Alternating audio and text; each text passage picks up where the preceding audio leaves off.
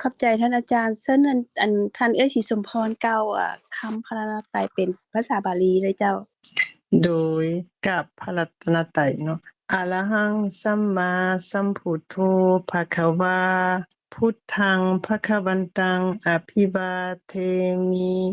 สวากขาโตภควตาธัมโมธัมมังนามัสสามิสุปฏิปันโนภควโตสาวกสังโฆสังฆังนะมามิสาธุเชิญน้องสิโดยอันขออนุญาตอันนั้นน้องพงษ์กล่าวคำพระรัตนตรัยบูชาพระรัตนตรัยเป็นภาษาลาวน้องพงษ์สะดวกบ่โดยเซ็งผ้ากาวได้บ่น้องยังบ่ทันเคยกาวโอ้เป็นภาษาลาโอเควจักเทื่อเจ้าได้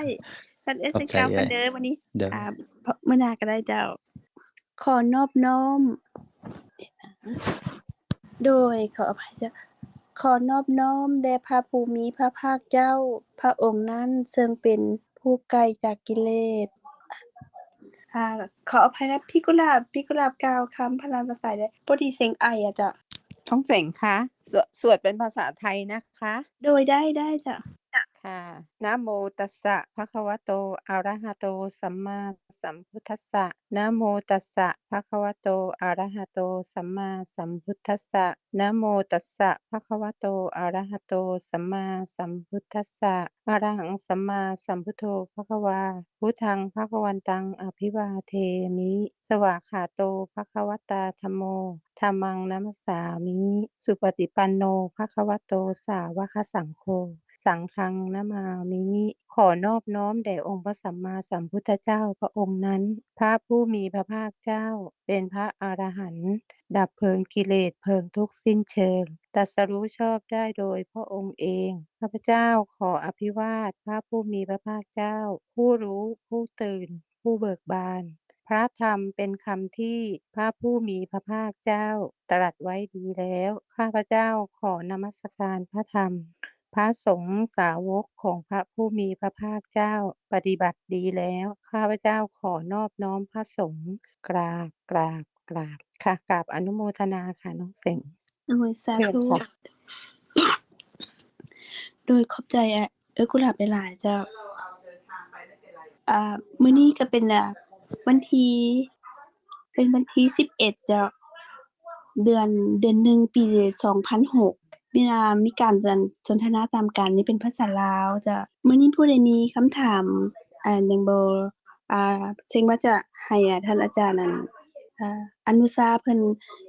อยากให้เพิ่นกล่าวคำที่ว่าปฏิบัติธรรมกับปฏิบัติธรรมเกี่ยวกับวิปัสสนานะจ๊ะขันธ์ห้าแต่ว่าเกี่ยวกับการปฏิบัติธรรมวิปัสสนาแนวใดอะแต่ว่าก่อนอื่นคือบ่ได้มีคำถามหรือว่ามีหยังจะสนทนาก่อนก็ได้เจ้าเชิญเลยเจ้าเชิญท่านใดมีคำถามบ่มีอยากสนทนาบ่จ้ะน้องพงษ์มีหยังกล่าวบ่ โดยสบายดีอาจารย์และทุกท่านเอ่อสำหรับตัวน้องเองก็ถือว่าชัดเจนหลายเนาะต้องขอขอบใจท่านอาจารย์สงบที่ได้เมตตาได้สาธยายธรรมได้อย่างละเอียดครบถ้วนเนาะตั้งแต่ได้มีโอกาสสนทนาเรื่องความเป็นอนัตตาเนาะความหมดไปของสภาพธรรมะแต่ละขณะหมดไปแล้วก็บ่ได้กลับมาอีกเลยมื้อนี้ขออนุญาตสอบถามอาจารย์เกี่ยวกับอ่าสิ่งที่ปรากฏอยู่ในชีวิตประจำวันน่ะเนาะบ่ว่าจะเป็นการกระทบสิ่งนั้นสิ่งนี้หรือว่าเจ็บปวดบ่อนนั้นบ่อนนี้ก็แน่นอนเนาะด้วยความเห็นผิดที่ว่ายังมีอยู่หลายแหละยังจะมีอยู่ต่อไปอีกหลายก็เป็นเจ็บแอวเจ็บหลังหยังต่างๆนะอาจารย์ อยากให้อาจารย์ช่วยอธิบายเพื่อที่จะได้เป็นกุศลเนาะสำหรับความแตกต่างระหว่างลักษณะของเวทนาที่ปรากฏกับลักษณะของรูปลักษณะที่ว่าแข็งอ่อนหรือว่าตึงหยังหั้นอาจารย์ว่าเวลาเราเจ็บหม้องใดหม้องหนึ่งเนี่ยอาจารย์ลักษณะของเวทนากับลักษณะของรูปลักษณะแข็งตึงที่ว่ามาปรากฏน่ะอาจารย์แตกต่างกันแนวใดขอโอกาสนำอาจารย์ขอบใจท่านพงษ์นี่ก็เป็นผู้ที่สนใจพระธรรมคำสอนของพระพุทธเจ้าเพิ่นก็ศึกษามาหลายศึกษามาโดนบ่ทันหลายเลยอาจารย์ กำลังเริ่มศึกษาอาจารย์ก็ได้ชื่อว่าหลายเพราะว่า เฮาเริ่มศึกษานั่นแหละก็บ่น้อยเดะอันเฮาได้รู้ชื่อธรรมะแล้วก็ ได้เรียนอภิธรรมคือธรรมะอันลึกซึ้ง แล้วก็ท่านยังถามในสภาพ ธรรมที่เกิดขึ้น ในชีวิตประจำวันขณะเดี๋ยวนี้อันที่ขออนุญาตถามท่านพงษ์ว่าอันรู้กับเวทนานี่มันคือกันบ่ บ่คือกันเลยอาจารย์ อันกายประสาทรูปอันนี้ก็หมายความว่าสิ่งที่มีลักษณะคล้ายๆกันกับอันสำลีแผ่นบางๆอยู่ใต้ผิวหนังของเฮานี่ทั่วโตเลยก็มีความซุมคล้ายๆกับน้ำมัน เฮาเทลงไปในสำลีนั่นแหละอันนี้เพิ่นเรียกว่ากายประสาทรูปมีหน้าที่ที่รับรู้สิ่งที่มากระทบทางกายความร้อนความเย็นมากระทบ การกระทบของความร้อนความเย็นนั่นนี่กระทบที่กายประสาทรูปในการกระทบความร้อนความเย็นความร้อนความเย็นอันนี้เพิ่นเอิ้นว่าเป็นรูปอิหยัง ความร้อนความเย็นเป็นเป็นไฟอาจารย์เป็นเป็น ลัก ไฟ ษณะของธาตุเป็นไฟ เป็นธาตุไฟเพิ่นก็เอิ้นว่าเตโชธาตุ เตโช หรือว่า ธาตุครับ หรือเตชะรูปในส่วนนั้นนี่ก็เป็นรูปเพิ่นว่าธาตุไฟบัดทีนี้คันแม่นสิ่งที่มากระทบแข็งหรืออ่อนอันนี้เพิ่นว่าธาตุหยัง ธาตุดินอาจารย์ หรือปั ธา ท ตุดิ วี น ธาตุ ปัทวีธาตุภาษาภาษาวัดภาษาธรรมะเพิ่นก็เอิ้นว่าปัทวีรูปเนาะ ครับอาจารย์ บัดทีนี้คันแม่นสิ่งที่มากระทบ สิ่งที่ตึงหรือไหวมากระทบกายอันนั้นเพิ่นก็เอิ้นว่าเป็นธาตุลมหรืออาโปรูปโทษทีอันนั้นเพิ่นก็เอิ้นว่าเป็นว่าโยรูปหรือว่าเป็นธาตุลมถ้าสั่นสิ่งที่มากระทบกายได้นี่มันมีอยู่ทั้งธาตุดินความเหาะบ่แม่นธาตุดินก็คือความอ่อนกับความแข็งมากระทบแม่นบ่ ครับผม ธาตุไฟก็คือความร้อนความเย็นมากระทบธาตุลมก็คือสิ่งที่ตึงหรือไหวมากระทบกายเฮากายนี่ก็เป็นรูปสิ่งที่มากระทบก็เป็นรูปหรือว่าเป็นรูปคำว่ารูปนี่มันรูปอิหยังบ่ บ่สามารถรู้หยังได้อาจารย์ รูปนี่บ่สามารถรู้หยังได้เลยมันก็บ่รู้ว่ามันเป็นรูปแม่นบ่ แม่นแม่นครับผม มันเฮาสิเอิ้นมันว่าเป็นรูปของธาตุดินธาตุน้ำธาตุไฟธาตุลมก็ตาม มันก็บ่ฮู้ว่ามันเป็นธาตุดินธาตุน้ำธาตุไฟธาตุลมแม่นบ่ แม่นครับอาจารย์บ่สามารถรู้หยังได้เลย แล้วที่นี่ส่วนธาตุพวกธาตุดินที่เป็นความอ่อนความแข็งมากระทบกายมันก็บ่ฮู้ดอกว่ามันเป็นธาตุดินมีลักษณะที่มันอ่อนมันแข็งบัดนี้ธาตุไฟมันร้อนมันเย็นกระทบกายมันก็บ่ฮู้ดอกว่ามันร้อนหรือเย็นส่วนธาตุลมมันก็บ่ฮู้ดอกว่าเป็นสิ่งที่มากระทบกายให้กายมันตึงมันไหวอันนี้บ่ฮู้ตกลงว่ากายประสาทรูปก็บ่ฮู้อิหยังแม่นบ่ แม่นครับอาจารย์ สิ่งมากระทบกายก็คือความร้อนความเย็นหรือว่าสิ่งที่อ่อนหรือแข็งหรือว่าตึงหรือไหวที่มากระทบกายมันก็บ่ฮู้ว่ามันเป็นความร้อนความเย็นความตึงความไหวความอ่อนความแข็งแม่นบ่ แม่นครับอาจารย์ ตกลงว่าท่านพงษ์ก็คิดว่ารูปกายหรือว่ากายประสาทรูปในส่วนนี้นี่ก็เป็นของคุณพงษ์เป็นของท่านพงษ์ท่านพงษ์ก็มีความร้อนความเย็นมากระทบหรือว่ามีสิ่งที่แข็งที่อ่อนมากระทบกายหรือว่าสิ่งที่ตึงหรือไหวมากระทบกายท่านพงษ์ก็เข้าใจจังซี่แม่นบ่ แม่นครับอาจารย์ยังเข้าใจว่าเป็นกายของเฮาความเจ็บของเฮาอ่านกายหนีของเฮาอยู่อาจารย์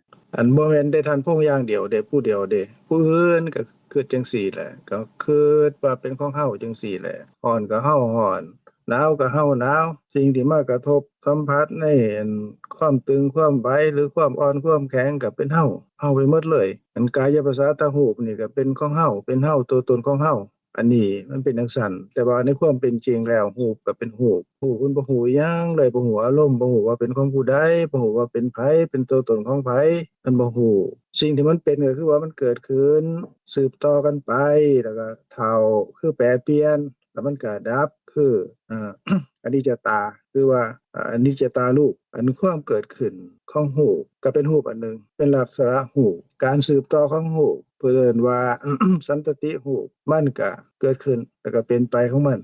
สลตารูปมันก็แก่คือแปรเปลี่ยนไปนั่นคือแปรเปลี่ยนไปคือแปรเปลี่ยนไปนั่นแหละบัดทีนี้มันก็ดับเพิ่นเอิ้นว่าอนิจจตารูปเป็นนั้นว่า ลักษณะของรูปนี่ก็คือมีอยู่4มันเกิดขึ้นก็เอิ้นเป็นรูปว่าอุปัจจยตารูปสืบต่อกันก็เป็นสันตติรูปแล้วก็แก่เพิ่นก็เอิ้นว่าสลตารูปดับเพิ่นก็เอิ้นว่าอนิจจตารูปอันนี้ก็เป็นรูปคือกันมันก็เป็นไปจังซี่บ่คิดบ่ฝันบ่ดีใจเสียใจนำท่านพงษ์ท่านใดก็แล้วแต่มันก็เป็นจังซี่มันเกิดขึ้นสืบต่อแปรเปลี่ยนไปแล้วมันก็ดับอยู่เสมออันนี้ข้าน้อยเว้าถึงรูปกายแล้วก็รูปที่มากระทบกายเด้ที่ท่านพงษ์ถามอันนี้เฮาเข้าใจกันตรงบ่หนึ่งมองนี่ก่อนเนาะว่ารูปมันเป็นจังซี่แหละมันบ่เป็นของท่านพงษ์บ่เป็นของข้าน้อยบ่เป็นของผู้ใดมันก็เกิดขึ้นสืบต่อแปรเปลี่ยนไปคือเฒ่าแล้วก็ดับแต่ละขณะอันนี้มันดับแล้วก็บ่เหลืออยู่มันก็ว่างเปล่าคืออากาศนี่แหละเป็นหยังจังว่างเปล่าก็เพราะว่ามันดับเด้เกิดขึ้นก็ดับก็บ่เหลืออยู่เกิดดับบ่เหลืออยู่นั่นมันก็ยังคือเก่าบ่ยังเพิ่นก็เอิ้นว่ามันแปรเปลี่ยนไปหรือว่ามันเป็นสภาพที่เป็นทุกขะภาษาบาลีเพิ่นเกิดดับนั่นภาษาบาลีเพิ่นก็เอิ้นว่าอนิจจังบ่เหลืออยู่คันบ่เหลืออยู่แล้วบ่คงที่อยู่หม้องเก่าแล้วมันก็สิเป็นอัตตาตัวตนบ่ได้เด้เพราะมันบ่มีแล้วเด้แต่ละขณะก็เป็นจังซี่อันนี้ข้าน้อยเว้าถึงรูปเด้อที่ท่านพงษ์ถาม บัดที่นี่ที่ถามท่านพงษ์อีกว่าท่านพงษ์รู้สึกว่าโอ้สิ่งแข็งๆมากระทบกายหรือว่าอ่อนๆมากระทบกายก็ดีหรือว่าความร้อนความเย็นมากระทบกายหรือว่ามันตึงมันไหวมันมากระทบกายก็ดีอันนั้นท่านพงษ์รู้สึกว่าโอ้ดีใจเด้นี่หรือว่าท่านพงษ์รู้สึกว่าโอ้เสียใจเด้นี่สิ่งนี้หรือว่าท่านพงษ์รู้ว่าโอ้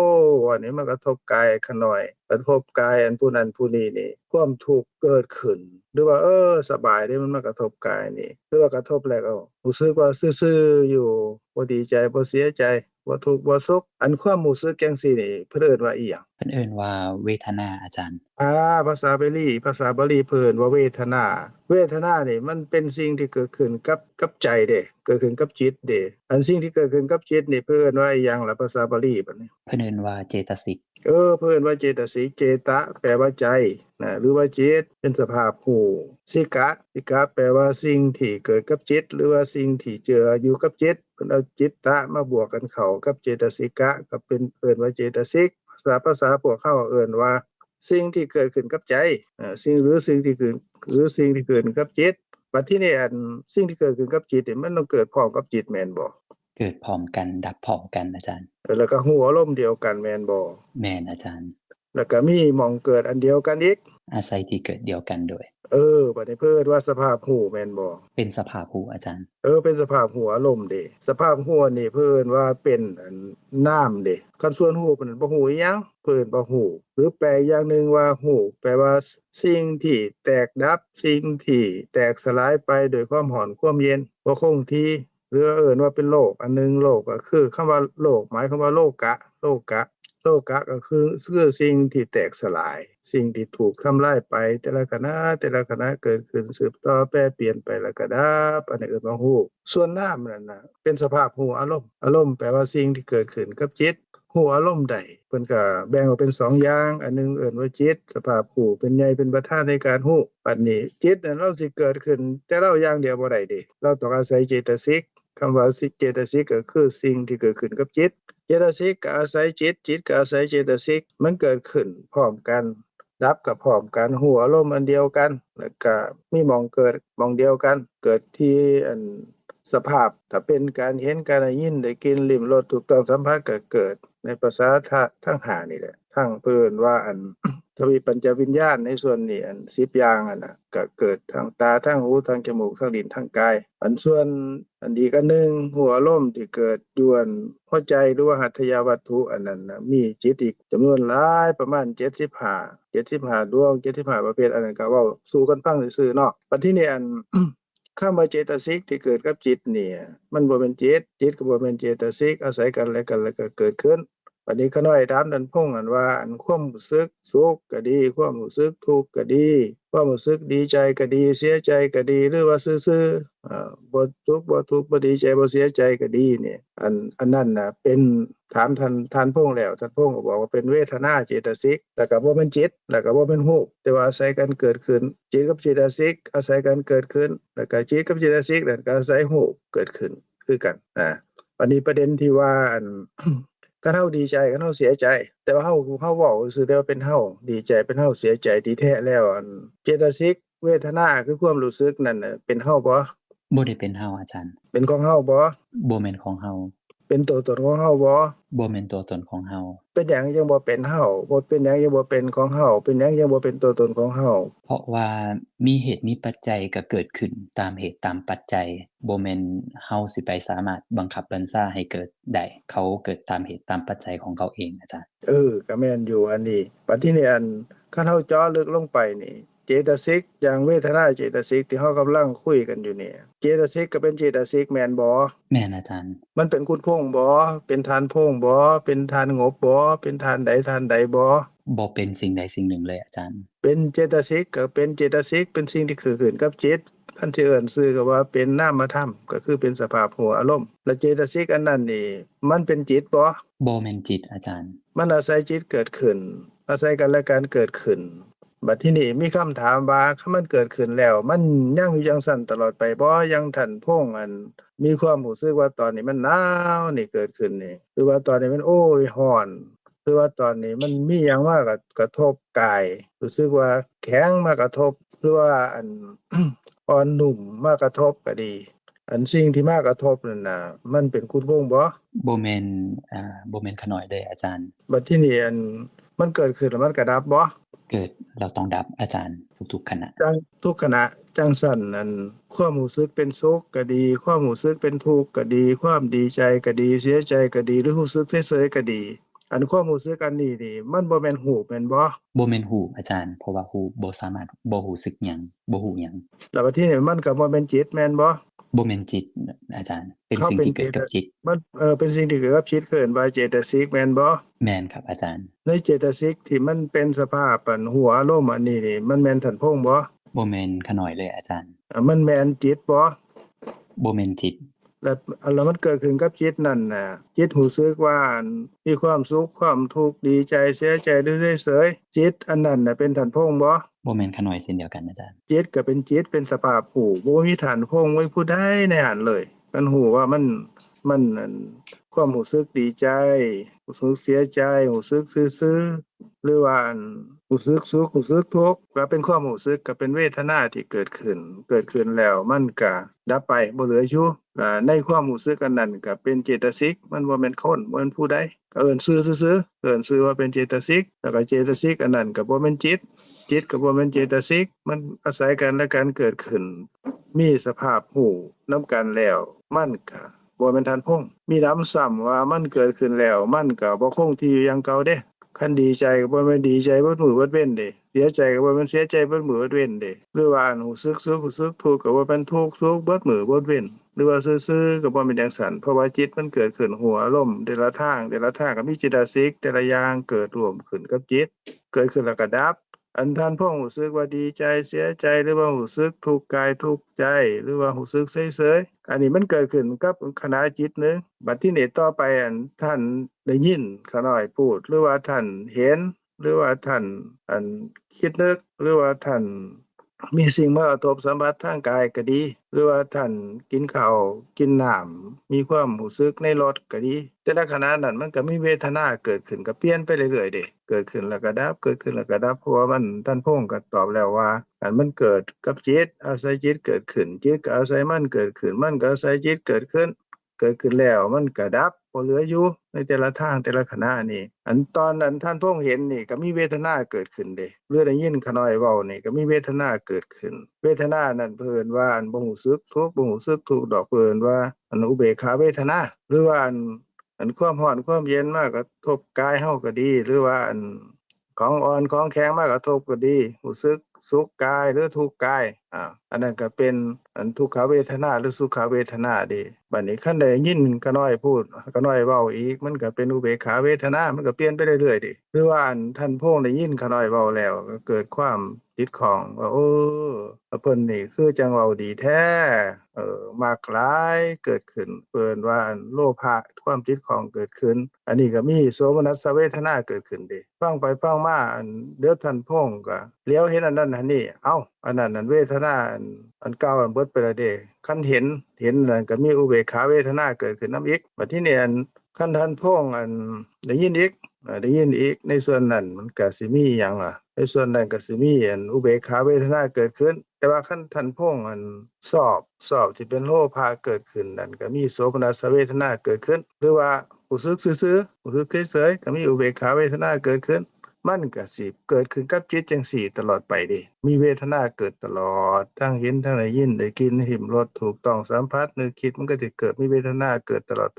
เวทนานั่นก็เป็นเวทนาเด้เวทนาเกิดขึ้นแล้วมันก็บ่แม่นจิตแล้วบ่แม่นรูปแล้วก็บ่แม่นเฮาเพราะเวทนาก็เป็นเวทนาเด้เป็นเจตสิกมันบ่มีท่านพงษ์ท่านใดในหันเด้จิตที่เกิดขึ้นก็มีเวทนาเกิดขึ้นนำนั่นก็บ่แม่นรูปบ่แม่นผู้ใดมันเป็นเป็นจิตเป็นสภาพรู้ก็เป็นสภาพรู้ในสภาพรู้บ่มีไผตกลงว่าทั้งรูปกายก็ดีทั้งนามกายจิตและเจตสิกก็ดีมันบ่คือกันบ่แม่นอันเดียวกันแล้วก็เกิดขึ้นแล้วมันก็ดับแล้วก็บ่เหลืออยู่คันมันดับแล้วบ่เหลืออยู่นั่นมันสิเป็นอัตตาเป็นตัวเป็นตนบ่ได้เพราะมันบ่มีเด้มันบ่มีแล้วท่านพงษ์สิมาคิดว่ามันมีมันเป็นของข้อยเป็นตัวข้อยเป็นตัวตนของข้อยตัวตนของผู้นั้นผู้นี้มันบ่มีเด้ตกลงว่าจิตก็ดีเจตสิกก็ดีรูปก็ดีมีตั้งแต่เป็นธรรมะเด้เป็นสภาวะที่เกิดขึ้นแล้วก็ว่างเปล่าเพราะอิหยังเพราะว่ามันเกิดมันดับมันบ่เหลืออยู่แต่ละขณะอันนี้ก็บ่มีหยังเป็นของท่านพงษ์เป็นของผู้ใดบ่มีบ่ได้เป็นไผบ่ได้เป็นตัวตนของไผมีแต่สภาพที่เป็นจริงจังซี่เพิ่นจึงเอิ้นว่าสภาพธรรมคำว่าธรรมะแปลว่าความจริงสภาพธรรมก็หมายความว่าสภาพที่เป็นจริงแต่ละขณะนั่นแหละนะท่านพงษ์ก็ประมาณนี้อันแม่นท่านท่านอาจารย์อนุชาเพิ่นเข้ามาแล้วตัวนี้อันสำบายดีท่านอนุชาเชิญท่านต่อเลยอันขาน้อยก็เว้าคัดตาทับไปซื่อๆดอกอันท่านพงษ์เพิ่นถามก็เลยตอบเพิ่นไปเอาเชิญท่านอาจารย์อนุชาต่อเลยเด้อ โดย ของอาจารย์มาหน่อย โดยเข้าใจอันคำถามน้องพงษ์เป็นคำถามที่ประเสริฐเป็นคำถามที่ม่วนแบบลึกซึ้งหลายอันน้องพงษ์แล้วก็คำตอบอาจารย์นั้นก็คือการเป็นคำตอบที่ลึกซึ้งม่วนจะละเอียดแล้วก็คงต้องได้ไปฟังคืนและไต่ตองจึงจะได้เข้าใจเพิ่มขึ้นขอบใจหลายๆกับคำถามและคำตอบที่แบบม่วนและก็ลึกซึ้งนะคะและอาจารย์อนุชาเข้ามาแล้วอันขาน้อยหั้นอยากอันเรียนถามนั่นน่ะอาจารย์อนุชาคือขันธ์ห้าเฮานะมีรูปเนาะเวทนาสัญญาสังขารวิญญาณคือขันธ์ห้าเหล่านี้น่ะมันเกี่ยวข้องจังได๋กับการวิปัสสนาอยากให้อาจารย์อนุชาอธิบายตรงนี้ให้จะให้กลุ่มแล้วก็ให้ขาน้อยได้จะเชิญท่านอาจารย์เลยจ้ะโดยสบายดีหมดทุกคนได้ยินเสียงอยู่เนาะโดยได้ยินเจ้าโดยก็เมื่อกี้ก็ฟังดนเติบอยู่ก็ได้บทเรียนหลายอันเนาะก็อยากรู้นิดหนึ่งเพราะว่าตอนคำถามของไอ้พงษ์นี่ยังบ่ได้รู้ว่าเพิ่นถามหยังเนาะแต่ว่าคำตอบที่ว่าเข้าใจนำหมดนี่ขอถามขึ้นหน่อยหนึ่งว่าอันพงษ์เพิ่นถามแบบใดเนาะโดยสบายดีอาจารย์ โดยสบายดีขาน้อยตั้งคำถามว่าในในการใช้ชีวิตประจำวันของเฮาน่ะอาจารย์เฮามีการมากระทบสัมผัสรู้สึกความเย็นความร้อนนั่นน่ะโดยและขาน้อยได้ถามนำอาจารย์เพื่อให้เพิ่นอธิบายลักษณะของรูปที่มากระทบกับลักษณะของเวทนาที่รู้สึกดีใจเสียใจรู้สึกทุกข์กายทุกข์ใจเพื่อให้ชัดเจนแจ่มแจ้งเพิ่มเติมระหว่าง2ลักษณะนะโดยขาน้อยโดยขาน้อยก็ดีใจนำแล้วก็โมทนาที่ว่าเพิ่นถามเนาะก็ได้ฟังนำเลยก็ถือว่าเป็นเรื่องที่น่าอนุโมทนาเนาะเมื่อกี้เซ็งพอถามเรื่องอิหยังบ่เมื่อกี้เว้าเรื่องขันธ์5บ่เรื่องขันธ์5กับหยังกับวิปัสสนาสิว่าโดยท่านอาจารย์อันขาน้อยว่าคือขันธ์ห้า มันเกี่ยวกับการปฏิบัติธรรมหรือวิปัสสนาแนวใดอะจ้ะ โดย เอาอันเว้าไปก็แม่นอันเดียวกับอันให้ผมถามนั่นแหละก็อันเดียวกันกับอาจารย์เพิ่นตอบมันก็ตอบได้ละเอียดเนาะตอบได้ละเอียดเลยก็บ่แม่นอันอื่นดอกก็แม่นขันธ์ห้านี่แหละเพิ่นเว้านี่ก็ได้เนาะขันธ์ห้านี่แหละก็คือถ้าเรามาเรียนในด้านพุทธศาสนาแท้ๆนอกเหนือจากขันธ์ห้าบ่มีอีกแล้วเนาะก็คือแม่นขันธ์ห้านี่แหละเราต้องเรียนรู้ให้ได้เราต้องเรียนรู้ได้ว่าแม่นหยังในสิ่งที่เรายึดมั่นถือมั่นว่าแม่นเราแม่นของเราแม่นเราแม่นตัวตนของเราเนี่ยมันเป็นหยังมันแนวใดแท้เป็นหยังเราค่อยไปยึดมั่นถือมั่นมันเป็นหยังค่อยคิดว่าเป็นตัวเองอันนี้ก็บัดนี้เราก็ค่อยๆศึกษาไปว่ามันแม่นแนวใดเนาะอันจริงๆเราได้ล่มกันเทื่อนึงแล้วก็เนาะพอเรื่องอันขันธ์ห้านี่ขันธ์ห้าล่มกันเทื่อนึงแล้วขันธ์ห้าเมื่อกี้ว่ามีการพัวพันกับวิปัสสนาแล้วได้เนาะจริงๆวิปัสสนานี่บ่มีจะมีขึ้นบ่ได้ถ้าบ่มีสมาธิเนาะหรือว่าบ่มีสมถะจิตเฮาบ่รวมอยู่ในอารมณ์เดียวนะมันบ่สามารถที่จะเห็นอันเทิงวิปัสสนาได้เนาะก็คือน้ำที่ขุ่นเฮาก็บ่สามารถเลี้ยวเห็นพื้นของแม่น้ำได้เนาะคันว่าน้ำใสๆเฮาก็เลี้ยวเห็นปูเห็นปลาเลี้ยวเห็นอันขวดดินหยังต่างๆเฮาก็เลี้ยวเห็นได้จิตมนุษย์เฮาก็คือกันก็อย่างหังวนวายหยังคิดนั้นคิดนี้หยังวนนำเรื่องนั้นเรื่องนี้เหมือนกับบ่สามารถที่จะเห็นสภาพของธรรมชาติตามความเป็นจริงได้อย่างถูกต้องท่องแท้ทีนี้เฮากลับขึ้นมาเว้าแบบที่เฮาขึ้นมาเว้าทบทวนอีกหน่อยหนึ่งเนาะซั่นน่ะก็ทบทวนเรื่องขันธ์ห้าเนาะเมื่อกี้ไอ้พงษ์เพิ่นถามมันก็แม่นเรื่องขันธ์ห้านี่แหละจริงๆก็แม่นเรื่องรูปเรื่องเวทนามันหยังก็ส่วนหนึ่งในขันธ์ห้าหมดแล้วเฮาก็อันนี้ก็ข้ออันข้อโอกาสที่จะเว้าในอีกมุมหนึ่งเนาะเว้าในความเข้าใจของขาน้อยเนาะขันธ์ห้าคือเฮารู้นำกันหมดทุกคนเนาะก็คือมีหยังแดก็มีรูปมีเวทนามีสัญญามีสังขารแล้วก็มีวิญญาณเนาะ5อย่างนี้เอิ้นว่าขันธ์ห้าเอิ้นว่าขันธ์ห้าทีนี้เฮารู้ซะแล้วเฮารู้ว่า5อย่างนี้แล้วแล้วมันเป็นจั่งใดขาน้อยคิดว่าคน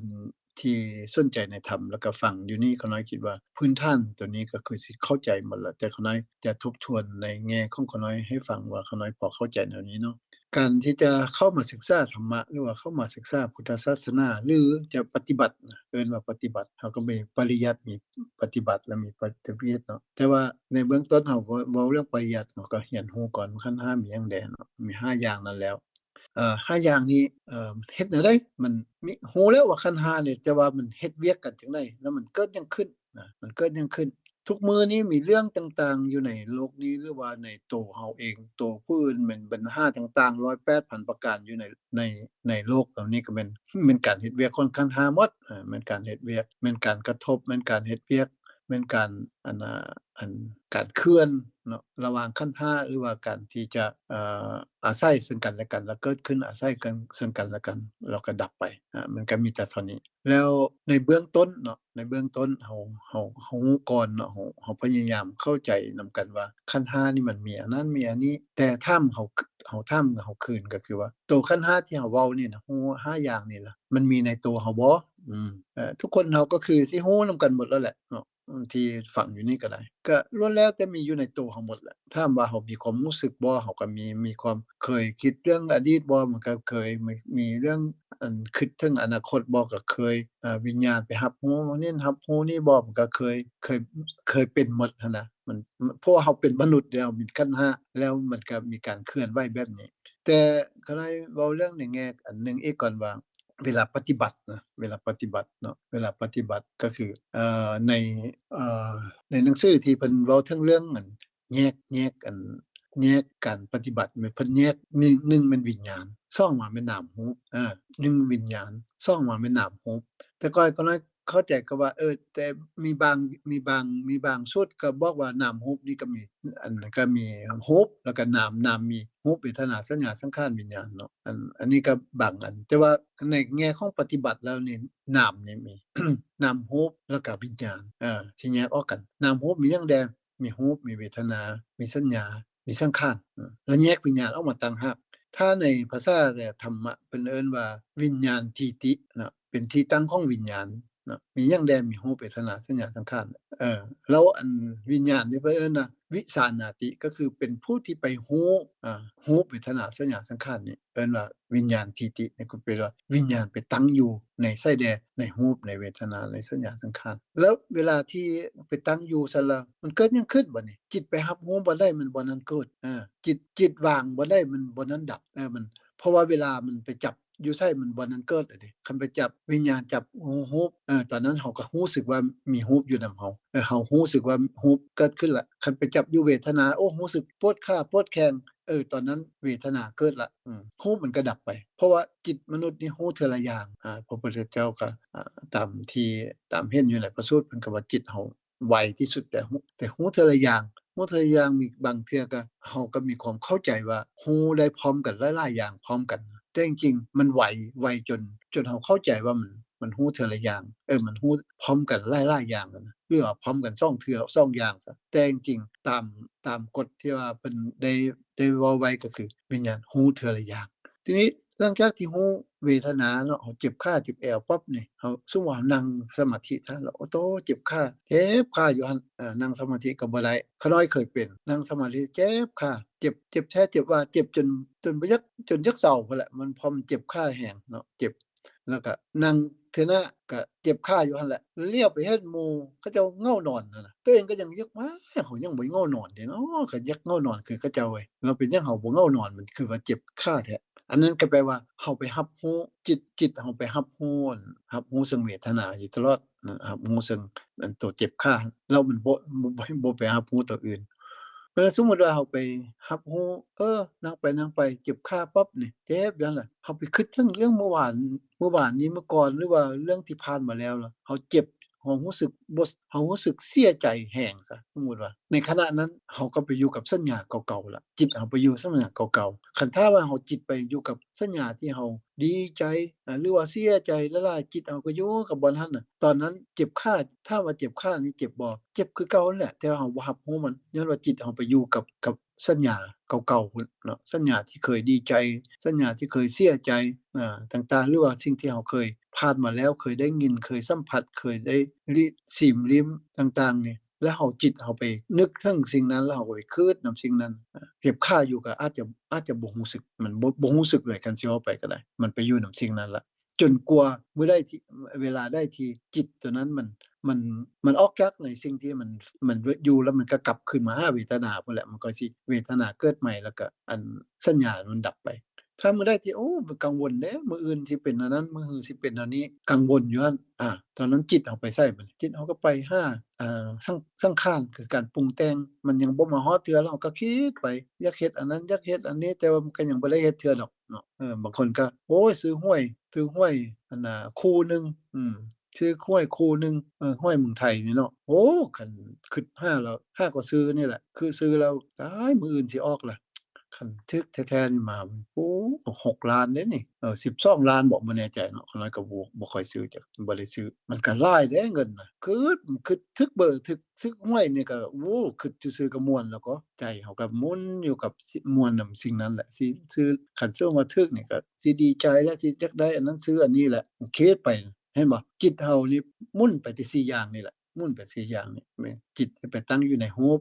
จิตไปตั้งอยู่ในเวทนาจิตตั้งอยู่ในสัญญาจิตตั้งอยู่ในสังขารเพราะฉะนั้นวิญญาณทิฏฐิก็คือวิญญาณไปตั้งอยู่ในนี้แล้วเฮ็ดให้วิญญาณตั้งอยู่ไสมันบ่นั้นเกิดวิญญาณว่างบ่ได้มันบ่นั้นดับคันเฮาเบิ่งในเลิกน้อยนึงก็คือเฮาเห็นอริยสัจ4เห็นว่ามันมีเกิดมีดับเห็นอันนึงเกิดเห็นอันนึงดับเห็นอันนึงเกิดเห็นอันนึงดับนี่แหละเพิ่นเรียกว่าวิปัสสนาคันว่าเมื่อกี้อันนั้นน้องเซ้งเพิ่นถามเนาะว่า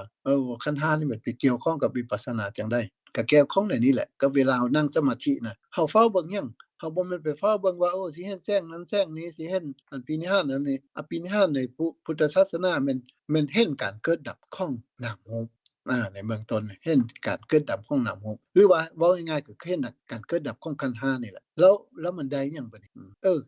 ก่อนจะไปฮอดบอนว่าได้หยังจากการเห็นวิปัสสนาขอลอยข้อกลับคืนไปหน่อยหนึ่งก่อนเนาะเมื่อกี้ลืมเริ่มต้นให้ฟังว่าก่อนจะมาเห็นการเกิดดับของนามรูปหรือว่าใจเฮาจะมาเว้าเรื่องวิปัสสนานี่นะ จิตเราต้องเป็นสมาธิหรือว่าตั้งอยู่ในอารมณ์เดียวตั้งอยู่ในอารมณ์เดียวก่อนเพราะว่าเมื่อกี้ได้เทียบว่าอันนำที่ใส่เนาะเราก็สิเห็นอันนี้คือกันคันว่าจิตเราตั้งอยู่ในอารมณ์เดียวแล้วนี่มันจะเฮ็ดให้จิตมีพลังคันจิตมีพลังแล้วมันก็สามารถที่จะไปเห็นนั่งสมาธิอยู่ก็เห็นสภาพตามความเป็นจริงตอนที่เรานั่งอยู่ตอนที่เราหลับตาอยู่หรือว่าบ่หลับตาก็อย่าสิ่งที่เราเห็นบ่แม่นเอาตาเห็นสิ่งที่เราเห็นมันแม่นความมันตาเป็นตาทางในเพิ่นเนาะมันเพิ่นก็เว้าจังซั่นแหละเนาะก็ผู้ใดอยากรู้ว่ามันเห็นอะไรก็ลองนั่งลองเบิ่งเนาะต้องมีสมาธิหรือว่าคันถ้ามีสมาธิมันก็มีหลายขั้นเนาะเรามื้อใดมื้อหนึงเราก็เชิญครูบาอาจารย์หรือว่าเชิญอาจารย์ผู้ที่เพิ่นรู้เพิ่นชำนาญในเรื่องของสมาธิแท้ๆนะอธิบายให้ฟังอีกหน่อยหนึ่งมันก็จังมีทางสารเนาะมีทางสมาธิขั้น1 2 3 4แล้วก็เข้าไปสู่อัน4 5 6 7น่ะ8พุ่นเนาะมีหลายอย่างแต่ว่าสมถะหรือว่าสมาธินี่ข้อแต่ใจเราอยู่ในอารมณ์เดียวเราก็สามารถที่จะพลิกหรือว่าเราจะสามารถเอาไปใช้ในการเฮ็ดวิปัสสนาได้เลยเนาะก็คือไปเฝ้าเบิ่งว่าขันธ์5นี่มันเฮ็ดเวียกกันจั่งใดแล้วมันเฝ้าเบิ่งแล้วเฝ้าเบิ่งหยังมันเฝ้าเบิ่งบ่แม่นเฝ้าเบิ่งอิทธิปาฏิหาริย์หรือว่าอันปาฏิหาริย์แบบว่าเฮ็ดนั้นเฮ็ดนี้มีหยังเบิ่งลึกเลขห้วยรวยเบอร์มีหยังพวกนี้ก็อันนั้นก็เป็นอีกอันหนึ่งที่คนเขาเจ้าก็เอาไปใช้เนาะใช้จากสมาธินี่แหละแต่ว่าในในพุทธศาสนาแม่นทุกๆระดับของสมาธิแม่นเพื่อไปเห็นซึ่งขั้น5ตามความเป็นจริงของมันเนาะมันเกิดหยังขึ้นมันเฮ็ดแนวใดมันเป็นแนวใดมันยังเกิดมันยังดับจิตไปตั้งอยู่ไสแดมันยังกระทบอันใดแล้วมันเกิดอันใดขึ้นทีนี้สรุปในขั้นเริ่มในขั้นเบื้องต้นหน่อยหนึ่งก็คือว่าเฮาเฮาเฮาเริ่มจากการที่จะมีสมถะแล้วเนาะก็คือสมมุติว่าเฮานั่งสมาธิซะเฮาเริ่มนั่งสมาธิเนาะว่างๆแล้วก็เฮาก็อาบน้ำอาบท่าหรือว่าเฮ็ดหยังเรียบร้อยบ่มีหยังกังวลแล้วนั่นน่ะบ่มีหยังปริพลแล้วก็มาอยู่บ่อนใดบ่อนหนึ่งซึ่งเป็นสัปปายะเนาะก็เอื้อต่อการเฮ็ดสมาธิหรือว่าก่อนจะนอนก่อนจะก่อนจะหลับเราก็เฮ็ดสมาธิก็คือ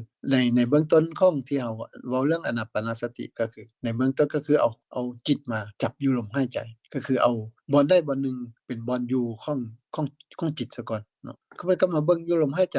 ลมหายใจเข้าก็รู้ว่าลมหายใจเข้าลมหายใจออกก็รู้ว่าลมหายใจออกเมื่อลมหายใจเข้าสั้นก็รู้ว่าลมหายใจเข้าสั้นลมหายใจเข้ายาวก็รู้ว่าลมหายใจเข้ายาวก็ให้อยู่กับลมหายใจไปเรื่อยๆแล้วพิจารณาให้เห็นว่ามันกำลังเป็นอะไรในลมหายใจนั้นแสดงว่าเราก็อยู่กับอารมณ์เดียวแล้วก็อยู่กับรูปและอันเราไปเนาะอันน่ะอยู่กับลมหายใจเป็นอันน่ะก็เป็นรูปเนี่ยรูปมันประกอบด้วยยังไงด้วยดินด้วยน้ำด้วยไฟด้วยลม3อย่าง4อย่างนี่ก็มันก็ประกอบกันเป็นรูปแล้วบัดนี้ลมหายใจมันเป็นรูปได้ก็คือมันก็เป็นลมนั่นแหละก็คือ1ลมหายใจก็เป็นกายอันหนึ่งในกายทั้งหลายเนาะบัดนี้เอาใจเราอยู่กับลมหายใจได้เรื่อยๆเรื่อยๆมันก็สิเริ่มเข้าเอิ้นว่าจิตอยู่ในอารมณ์เดียวก็ก้าวเข้าไปสู่การเป็นสมาธิถ้าสมมุติว่ามันติดต่อกันหลายขึ้นเนาะเราค่อยไปเว้าเรื่องรายละเอียดเรื่องสมาธิในสมองหน้าเนาะทีนี้คันเราอยู่ในสมาธิแล้วหรือว่าในสมถะแล้วเราก็เฝ้าเบิ่งเนี่ยมันก็เกิดสิ่งใดมันเกิดสิ่งใดมันดับสิ่งใดมันเกิดสิ่งนั้นแล้วเฝ้าเบิ่งเกิดดับแล้วได้หยังบัดนี้ไปฮอดบอลเมื่อกี้แล้วเนาะมื้อหนึ่งเราได้ล่มกันเรื่องอนัตตาเนาะอนัตตามันก็เกี่ยวข้องกันนี่แหละ1ก็คือว่าให้เห็นรูปมีการเกิดบ่การเกิดแล้วมันดับบ่อันที่2เวทนานี่เกิดบ่แล้วก็ดับบ่นี่อันที่3มาเวทนาสัญญาเกิดบ่ดับบ่สังขารนี่เกิดบ่ดับบ่สุดท้ายก็วิญญาณนี่เกิดบ่ดับบ่ถ้าว่าเราเห็นสิ่งใดสิ่งหนึ่งที่มีการเกิดขึ้นมีการดับไปเราเป็นผู้เห็นอย่างน้อยเราก็รู้แล้วว่าอันนั้นแม่นอนัตตาเพราะว่าสิ่งใดมีการเกิดขึ้นแล้วตั้งอยู่ดับไปสิ่งนั้นแหละเป็นอนัตตามันเป็นอนัตตาเนาะนี่เรามารู้ว่ามันเกิดขึ้นมันดับไปนี่มันสิ่งนั้นแม่นอนัตตาแล้วเราก็ค่อยมาเบิ่งว่าโอ้เพิ่นก็ว่าสิ่งใดเป็นอนัตตาสิ่งนั้นบ่แม่นของเรานั้นบ่แม่นเรานั้นบ่แม่นตัวตนของเราถ้าเราสิเห็นว่าเรารู้เราเข้าใจเรามีสามารถที่จะเป็นพยานให้กับตัวเองได้ในการเห็นสิ่งนั้นมีการเกิดขึ้นแท้มีการดับแท้ เฮาก็ยั่งยืนได้เลยว่าสิ่งนั้นแม่นอนัตตาทีนี้เฮานั่งสมาธิแล้วเฮาเฝ้าเบิ่งว่ารูปนี่เกิดบ่ดับบ่รูปเกิดดับแน่อันนั้นรูปก็เป็นอนัตตาเวทนาเด้รู้สึกดีใจแล้วมันดีใจมันหายไปบ่เสียใจมันหายไปบ่อันนั้นวิญญาณเกิดขึ้นแล้วอันเวทนาเกิดขึ้นแล้วเวทนาดับไปแล้วเฮาก็รู้ได้ว่าวิญญาณก็แม่นอนัตตาสัญญามีการเกิดขึ้นบ่มีการดับไปบ่สัญญาเกิดขึ้นแล้วก็ดับไปนั่นแหละสัญญาก็เป็นอนัตตาสังขารก็เช่นเดียวกันมีการเกิดขึ้นมีการตั้งอยู่มีการดับไปตามธรรมชาติตามความเป็นจริงของมันถ้าเราเห็นจังซี่แล้วโอ้เราก็รู้แล้วว่าอันนี้มันอนัตตาแล้วเราก็เรียน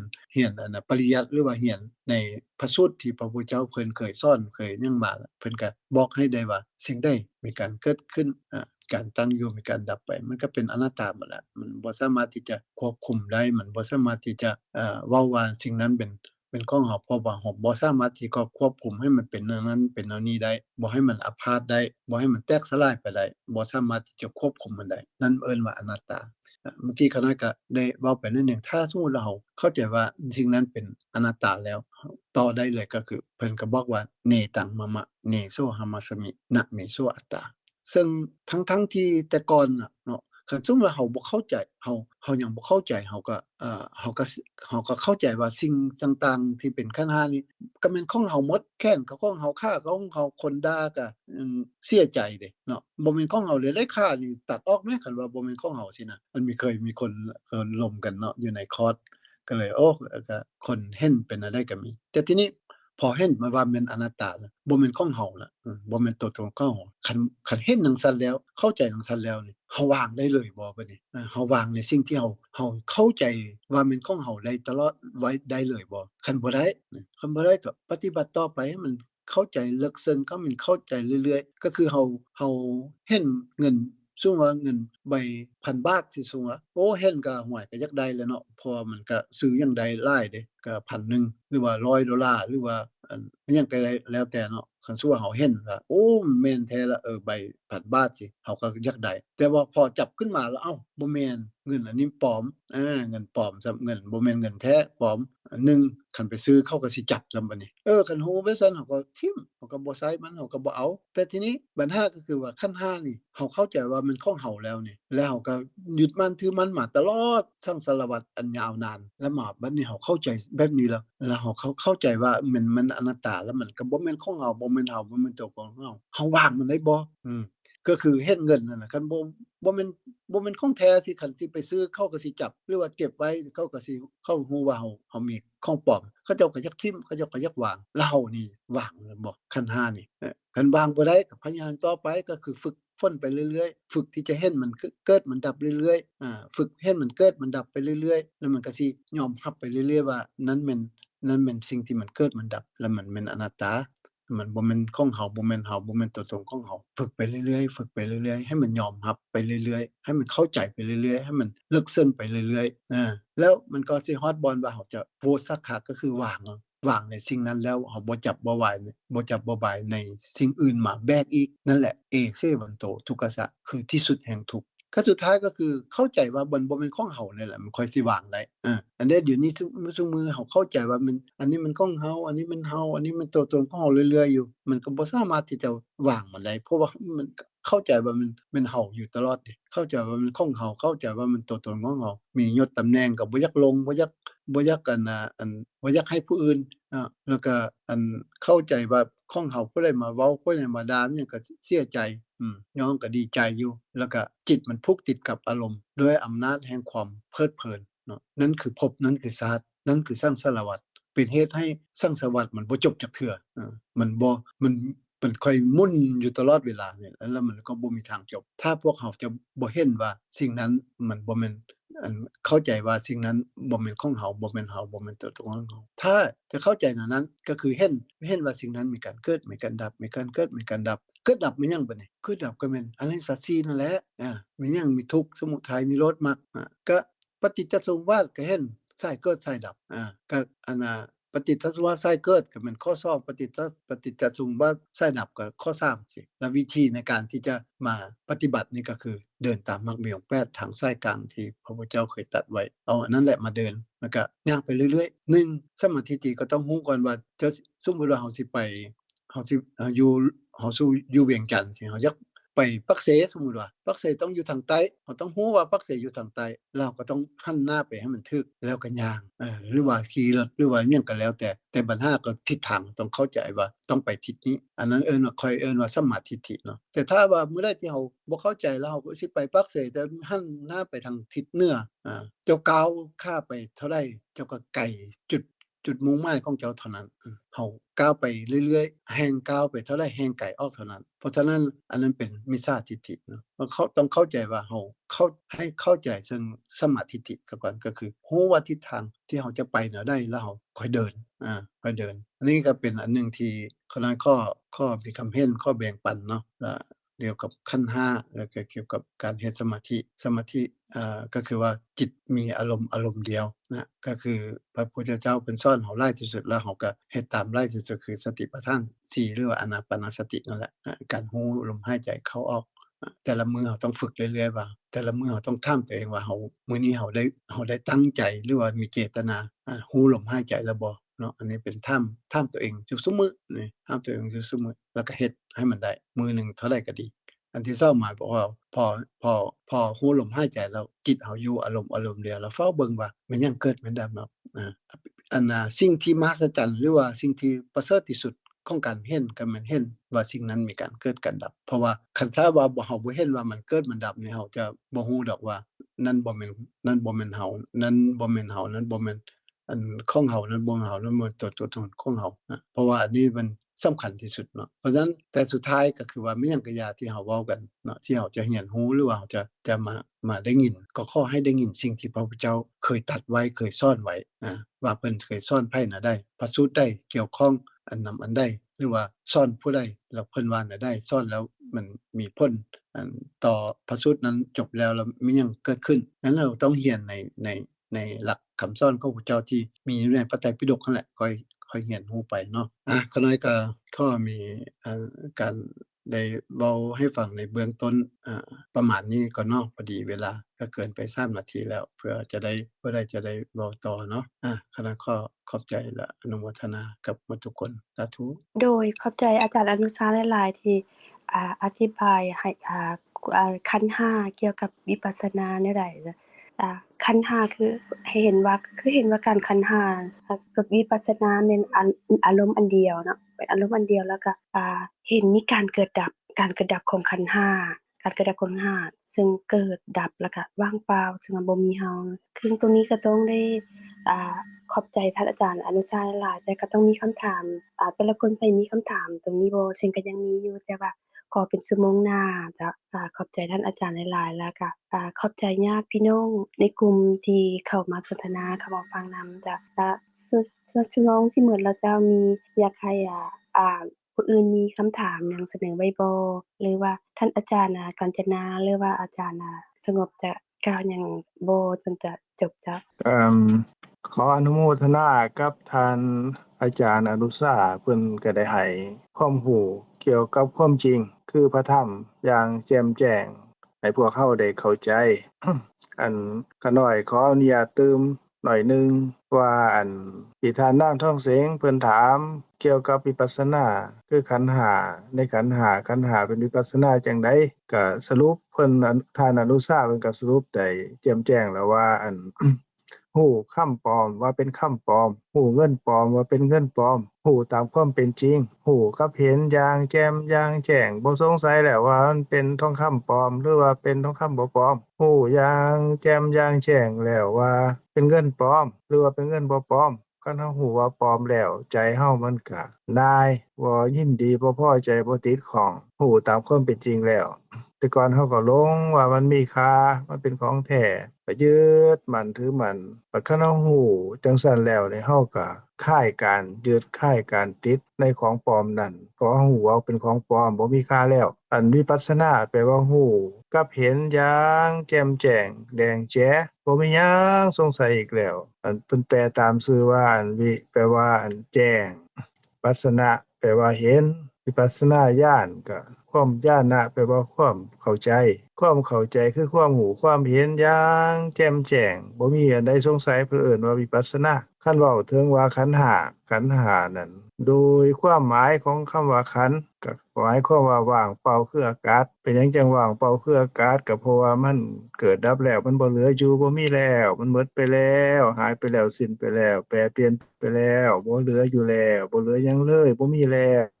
สิเป็นอัตตาตัวตนเฮาก็บ่ได้เพิ่นจะเอิ้นว่าขันธ์ห้าคันว่าขันธ์ห้าก็หมายความว่าว่างเปล่าทั้งห้านั่นล่ะเป็นอนัตตาทั้งห้านั่นล่ะ หรือว่ารูปขันธ์กับรูปกับว่างเปล่าคืออากาศสัญญาขันธ์เวทนาขันธ์สังขารขันธ์วิญญาณขันธ์รวมลงแล้วเป็นสองก็คือเป็นรูปขันธ์กับนามขันธ์อันใดก็ตามที่ขยายออกไปเป็นหาร่วมเข้ามาเป็นสองก็คือว่างเปล่าคืออากาศนั่นแหละบ่มีหยังเป็นของเฮาเพราะหยังเพราะว่ามันเกิดมันดับมันก็แปรเปลี่ยนไปแต่ละขณะเห็นก็เป็นขันธ์ห้านั่นแหละเกิดขึ้นมีทั้งนามกับรูปขันธ์นามขันธ์นั่นแหละ กระจายออกไปก็เป็นขันธ์ห้าเห็นก็ดีก็เป็นความว่างเปล่าพอเกิดขึ้นแล้วก็ดับได้ยินได้กลิ่นหูรสแล้วก็ถูกต้องสัมผัสทางกายก็ดีหรือคิดทางใจเรื่องราวต่างๆก็ดีก็ขันธ์ห้านั่นแหละเกิดขึ้นก็หมายความว่ามีตั้งแต่ความว่างเปล่าว่างเปล่าว่างเปล่าแต่ละขณะเพราะว่ามันบ่มีแล้วเดะมันเกิดมันดับแล้ว สิเป็นเฮาเป็นของเฮาตัวตนของเฮาก็บ่ได้ฮู้แล้วเห็นจางแจ่มแจ้งแจ้งจังซี่ล่ะเพิ่นว่าวิปัสสนาคันฮู้อีหลีเห็นอีหลีก็ฮู้ว่าเป็นธรรมะบ่เป็นของเฮาว่าเป็นสิ่งที่เฮาควรยึดมั่นถือมั่นเพราะมันบ่มีแล้วนี่คันฮู้จังซั้นแล้วใจที่เกิดขึ้นกับความเข้าใจถูกเห็นถูกเพิ่นเรียกว่าปัญญาเกิดขึ้นนั่นแหละฮู้ทั่วทั้งตาหูจมูกลิ้นกายใจว่าเป็นขันธ์ห้าเป็นความว่างเปล่าว่างเปล่าว่างเปล่าว่างเปล่าแล้วก็บ่มีเฮาบ่มีเขาบ่มีสัตว์บ่มีบุคคลบ่มีตัวตนใดๆแต่ละขณะก็เป็นจังซี่ก็มีแต่ธรรมะคือความเป็นจริงอันนี้คันฮู้คันเห็นตามความเป็นจริงอันนี้แล้วก็สิดับความบ่ฮู้ได้คือดับอวิชชานั่นแหละให้เบิดไปอันนี้แหละก็คือวิปัสสนาเดี๋ยวนี้แหละคือขันธ์ห้าเดี๋ยวนี้แหละ ก็คือความเป็นอนัตตาเดียวนี้แหละว่างเปล่าเดียวนี้แหละบ่มีเฮาเดียวนี้แหละแต่ละขณะนี้แหละแล้วก็พิจารณาไตร่ตรองไปตามกำลังความเข้าใจสิเกิดขึ้นจากการพิจารณาไตร่ตรองนี่เข้าใจน้อยก็ดับความบ่ฮู้บ่เห็นได้น้อยเข้าใจหลายก็ดับความบ่ฮู้บ่เห็นได้หลายเข้าใจอย่างแจ่มแจ้งแดงแจ๋คือว่าฮู้เห็นตามความเป็นจริงเพิ่นเอิ้นว่าวิปัสสนาตามลำดับนั่นแหละคือความเข้าใจเกิดขึ้นจนในที่สุดก็ รับความเห็นผิดได้เมิดรู้ว่ากายนี่เป็นธรรมะบ่แม่นตัวตนของเฮาก็ดับสักกายทิฏฐิได้นั่นแหละก็ตกไปสู่กระแสของพระนิพพานถึงความเป็นผู้รู้แจ้งเห็นจริงว่ากายนี่บ่เป็นตัวตนของเฮาแล้วก็เป็นพระโสดาบันปิดประตูอบายได้ก็ตามลำดับจนถึงที่สุดก็ดับอวิชชาได้เมิดนั่นแหละรู้ว่าเป็นธรรมะทั้งเมิดแจ้งแจ่มแจ้งแจ้งอวิชชาดับกิเลสทุกสิ่งทุกอย่างก็ดับเมื่อดับเบิดแล้วก็นั่นแหละ เพิ่นว่าดับทุกข์ในวัฏฏะดับความเกิดความแก่ความตายได้เพิ่นเอิ้นว่านิพพานคือการดับกิเลสโดยบ่เหลือก็ประมาณนี้แหละ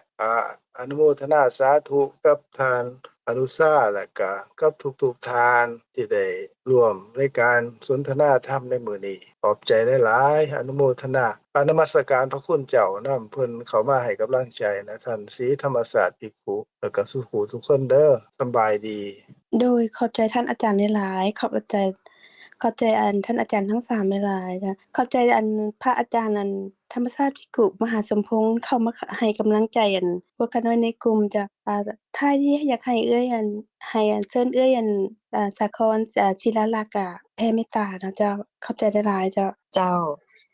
กราบขอบพระคุณแล้วก็อนุโมทนาอาจารย์ทั้ง3อย่างยิ่งค่ะน้อยอันได้ฟังมาทราบซึ้งในคำอธิบายของทั้ง2ท่านอย่างที่สุดค่ะน้อยอันสุดท้ายนี้พวกเฮาก็มาร่วมกันกราบนอบน้อมแก่องค์สมเด็จพระสัมมาสัมพุทธเจ้าผู้เป็นพระอรหันต์ตรัสรู้ชอบได้โดยพระองค์เองผู้ถึงพร้อมด้วยวิชาและจรณะผู้เสด็จไปดีแล้วผู้หูแจ้งโลกเป็นคู่ผู้ฝึกบุรุษที่สมควรฝึกได้อย่างบ่มีไผยิ่งกว่าผู้เป็นศาสดาของเทวดาและมนุษย์ทั้งหลาย